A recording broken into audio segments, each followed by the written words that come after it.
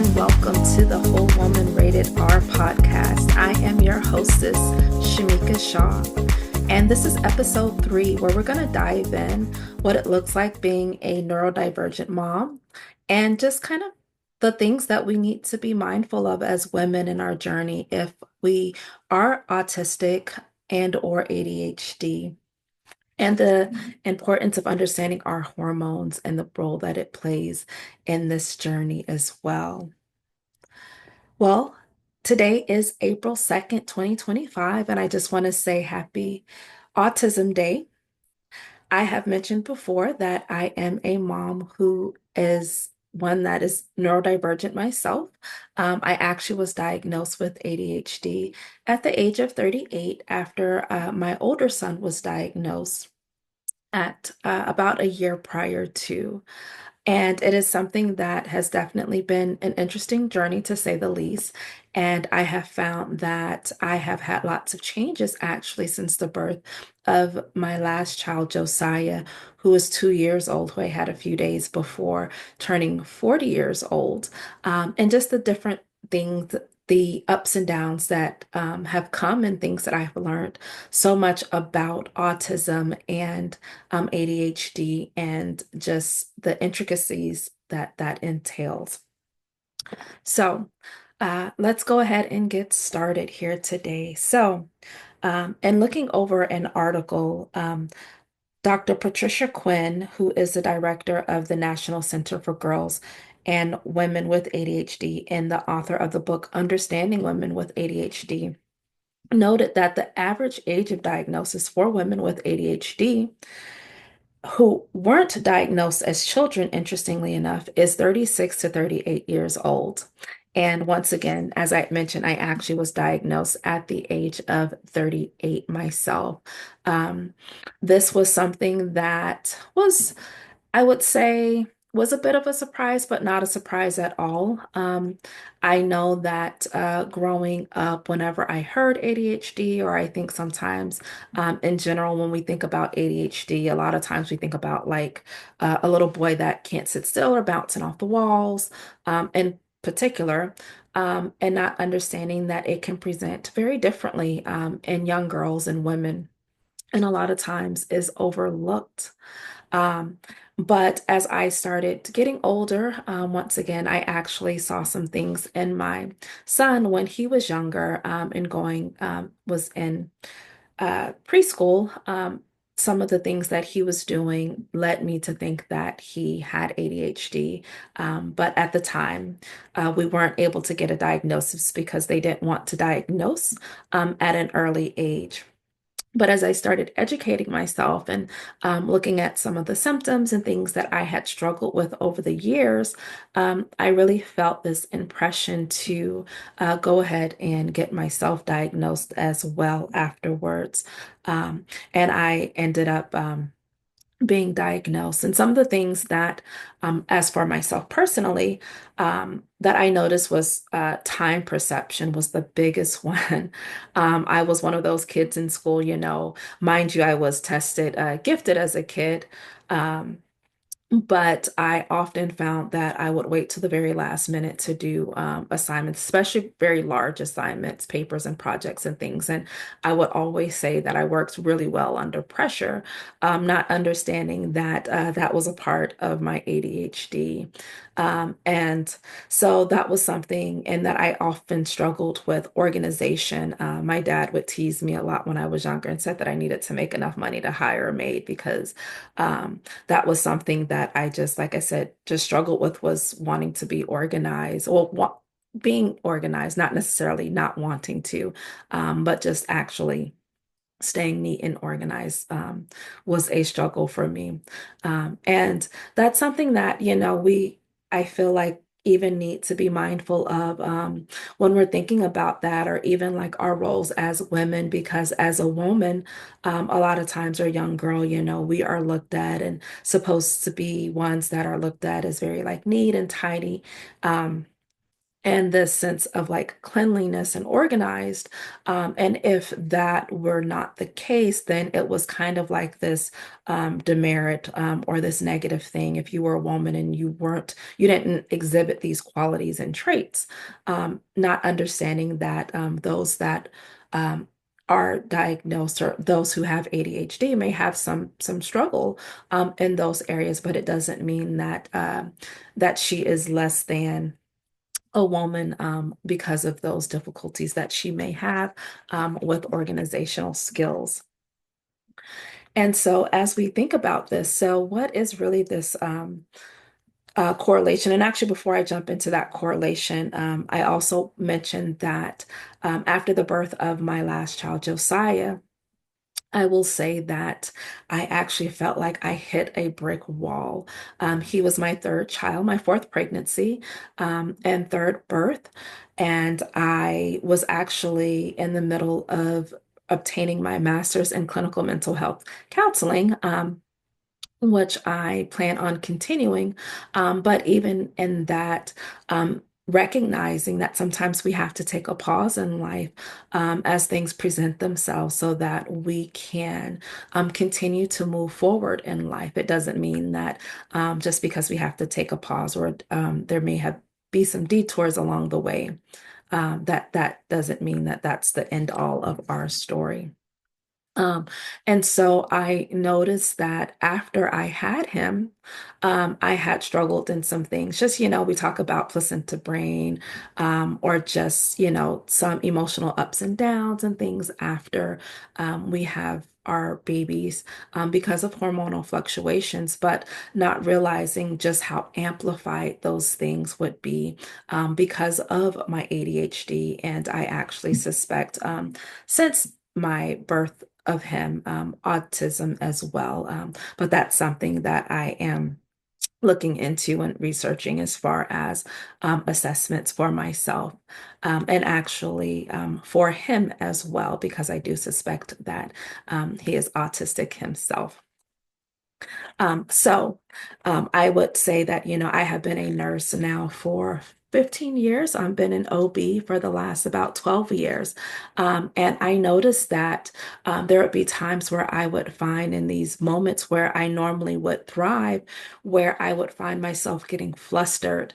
I actually would be at work and if there was an emergency situations and I've had the opportunity to work with great nurses and they would want to help or ask. And it may not even be an emergency situation, but I would just kind of be in my flow. And they would ask me if I needed help, and I would say no. They would say, you always are like wanting to do everything by yourself. And it wasn't that I wanted to do everything by myself, but it was because I would always have so many things going on inside my head at a time. And even the wanting to help would throw me off of my focus of what I was doing at that moment. But I noticed that that increase.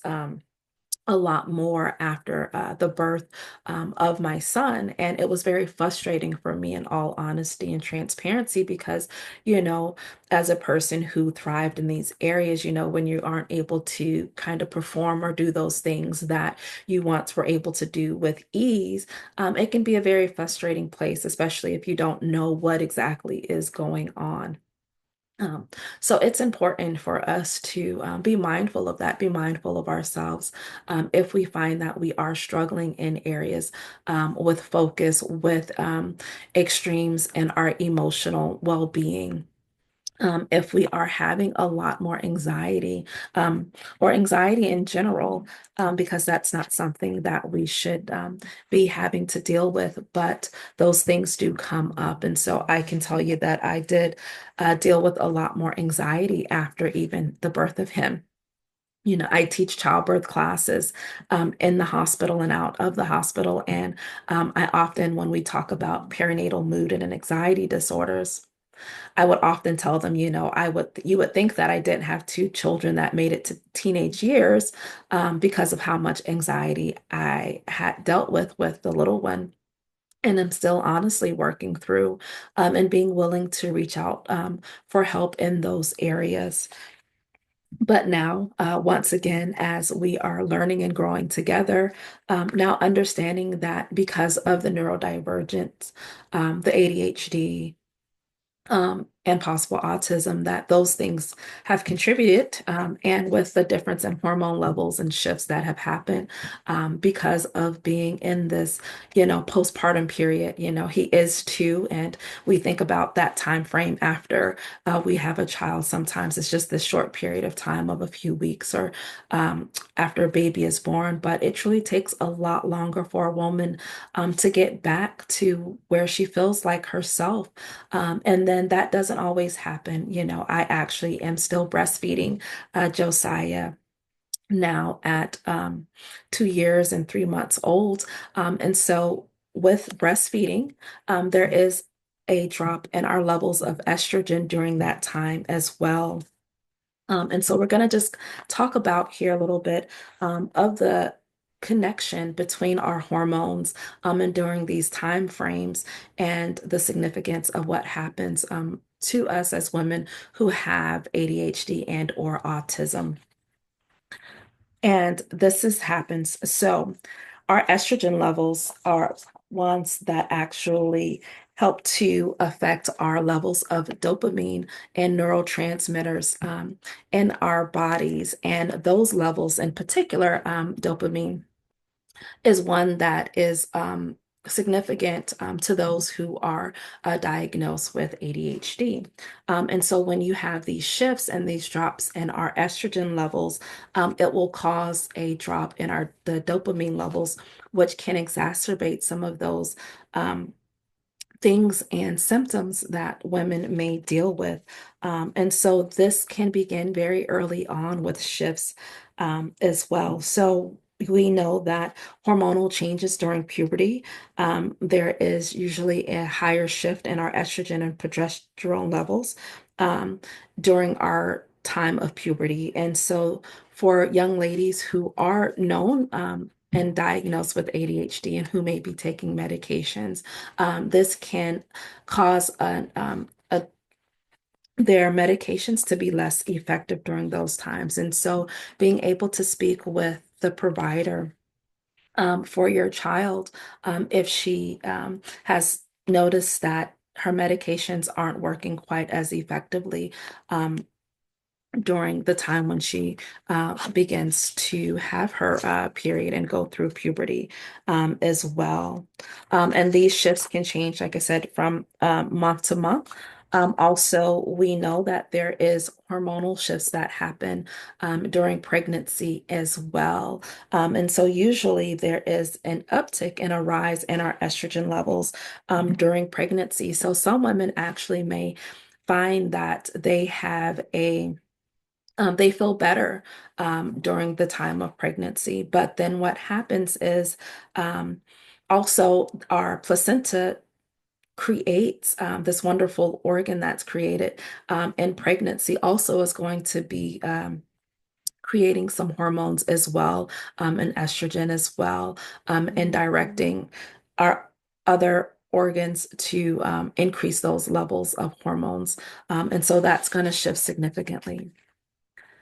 And then what we find is during the postpartum period, right after when that placenta is delivered and expelled from the woman's body, there is a drop in those estrogen levels as well as with initiation of breastfeeding. And so, where that woman may have felt better during her pregnancy, there may be this shift and be more at risk for anxiety and postpartum depression and some exacerbation of those symptoms that she experiences with brain fog and exhaustion and sensory overload, things that she might have been able to manage a little bit better will change significantly during this time frame for her. And so it's important to recognize this and to seek out help if need be during this time frame. Okay, and I am back. So, as I was mentioning, so it is very important for women to seek out the help that they need to have a strong support system in that postpartum period. if you find that you are struggling in these areas, mental health is one of those areas that sometimes has carried a stigma behind it, or also that, women is kind of this thought process that, when we go through these periods of time, whether it's during our period or that postpartum period, that, it's just normal to be emotional, to be a little teary-eyed and to have these shifts.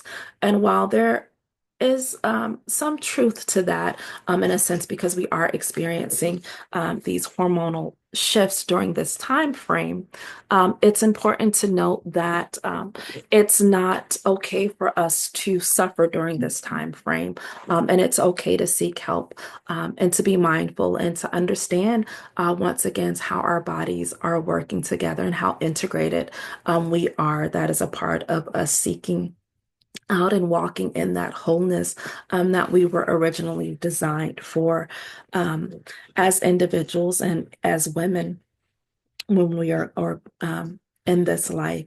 So I can tell you that also asking questions when it comes to medications. That's something that is an individual choice and something that what we have to be discussed with your physician, especially if you are pregnant or thinking about getting pregnant.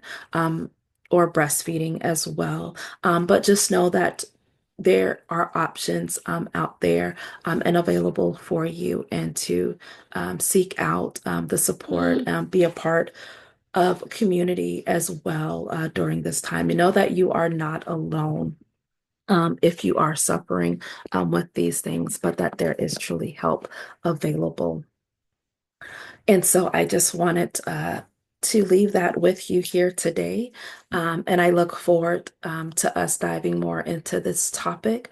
And I look forward to the next episode here with The Whole Woman, rated R. I am your hostess, Shamika Shaw.